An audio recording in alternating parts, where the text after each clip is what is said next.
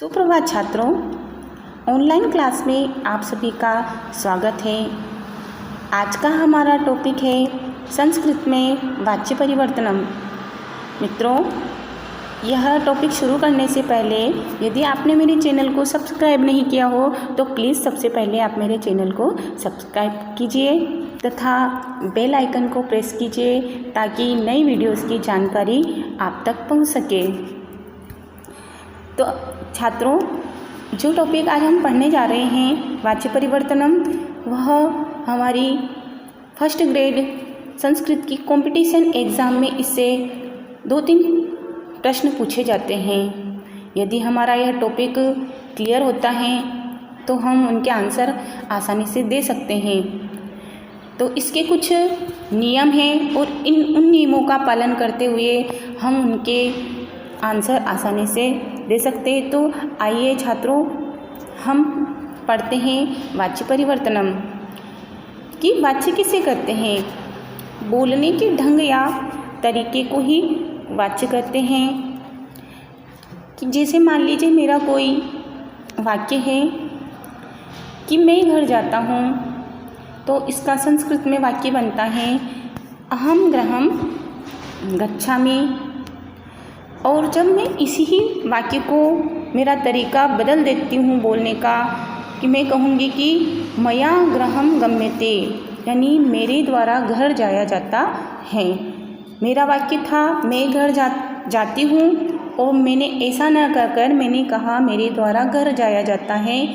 तो सिर्फ मैंने कुछ नहीं किया, वाक्य वही है, अर्थ वही है, सिर्फ मैंने जो मेरे वाक्य को बोलने का तरीका था वह छात्रों मैंने बदल दिया।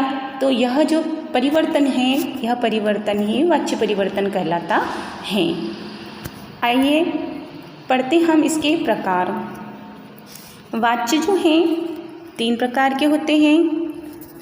पहला जो है हमारा वाच्य वह है कृतवाच्य, दूसरा है कर्मवाच्य, तीसरा है भाववाच्य। तो चलिए हम पढ़ते हैं कृतवाच्य के नियम कि हम कृतवाच्य के सेंटेंस की या वाक्य की पहचान कैसे करते हैं। तो नियम नंबर पहला, कृतवाच्य में कर्ता हमेशा कृतवाच्य में कर्ता की प्रधानता होती है, इसलिए क्रिया हमेशा कर्ता के पुरुष और वचन के अनुसार लगती है। जब हमारा वाच्य कृतवाच्य का है तो हम कृतवाच्य का वाक्य तो हमें उसे कर्ता को देखना है, कर्ता की पहचान करना है कि कर्ता कौन से पुरुष और कौन से वचन का है। जैसे एक उदाहरण के द्वारा मैं आपको समझाती हूँ कि रामः गृहं गच्छति, यह हमारा कृतवाच्य का वाक्य है। तो इसमें हमको कर्ता पहचानना है सबसे पहले, और हमारा कर्ता है जैसे मान लीजिए रामः, हमारा कर्ता क्या है रामः। तो हमें इस रामः का पुरुष और वचन पहचानना है। तो रामः जो है यह प्रथम पुरुष और एक वचन का है, इसलिए हम जो क्रिया लेंगे यानी गच्छति, वह हमने इस प्रथम पुरुष और एक वचन की हम क्रिया लेंगे। तो इस प्रकार से हमारा वाक्य बनता है रामः गृहं गच्छति। नियम नंबर दूसरा, कृतवाच्य के वाक्य में कर्म हो भी सकता है अथवा नहीं भी। जैसे मान लीजिए इसी वाक्य के द्वारा मैं पुनः आपको समझाना चाहूँगी कि रामः गृहं गच्छति। तो इस वाले वाक्य में तो कर्म है। यदि हम इस वाक्य के कर्म को हटा देते हैं और कह देते हैं कि रामः गच्छति, तब भी यह जो वाक्य है यह कृतवाच्य का ही होगा। तो यानी रामः गृहं गच्छति ऐसा भी हो सकता है और रामः गच्छति ऐसा भी वाक्य हो सकता है। तो हमें याद रखना है कि इसमें कर्म हो भी सकता, कर्म नहीं भी। नियम नंबर तीसरा कि कृतवाच्य के वाक्य को कर्म तथा भाववाच्य दोनों में बदला जा सकता है।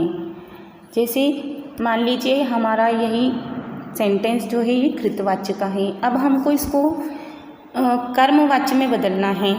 तो याद रखना है कि कर्मवाच्य के वाक्य में जो है पक्का है कि यदि कर्म है, यदि यहाँ पे इसमें कर्म है तो यदि कर्म है तो हम इसको कर्मवाच्य में बदल सकते हैं, क्योंकि कर्मवाच्य का यह नियम है कि कर्मवाच्य में कर्म का होना नितांत आवश्यक है, यानी कर्म होता ही है कर्मवाच्य के वाक्य में। और यदि जब हमारे कृतवाच्य के वाक्य में कर्म है तो हम इस वाक्य को कर्मवाच्य में बदल सकते हैं, ठीक है।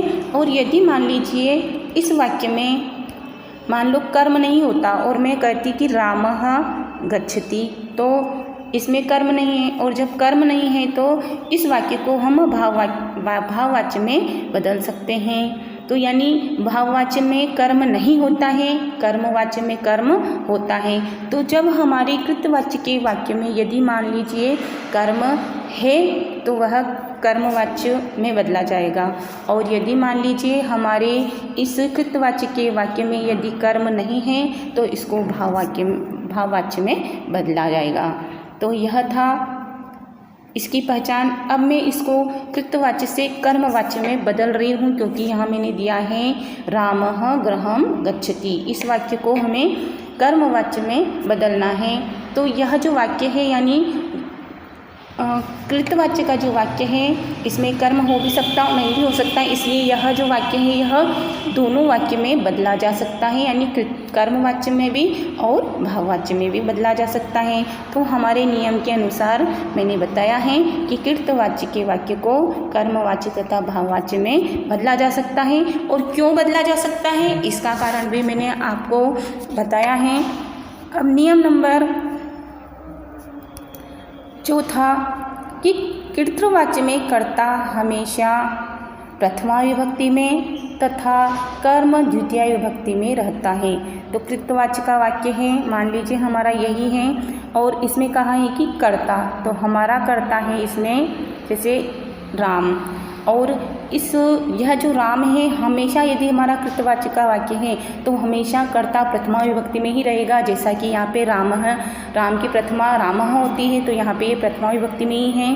और कर्म यानी ये जो गृहम है यह द्वितीय विभक्ति में ही होगा, और जो कि यहाँ पे द्वितीय विभक्ति में ही है, क्योंकि यह नपुंसक लिंग का शब्द है, और नपुंसक लिंग में प्रथमा और द्वितीय एक जैसी रहती है, यानी उसके रूप समान रहते हैं, तो यह द्वितीय विभक्ति है। और जो हमने गच्छति लिया वह राम के पुरुष और वचन के अनुसार लगाया है, तो यह नियम हमारा चौथा हुआ। तो छात्रों आपको वाच्य परिवर्तन समझ में आया होगा। आज मैंने इस वीडियोस में सिर्फ मैंने कृतवाच्य के वाक्य के बारे में समझाया। जब भी मैं आपको वीडियो दूंगी वह भाववाच्य कर्मवाच्य के बारे में समझाऊंगी। यदि आपको मेरी यह वीडियो पसंद आई हो तो छात्रों प्लीज़ मेरे चैनल को लाइक करें और अपने दोस्तों में शेयर करें।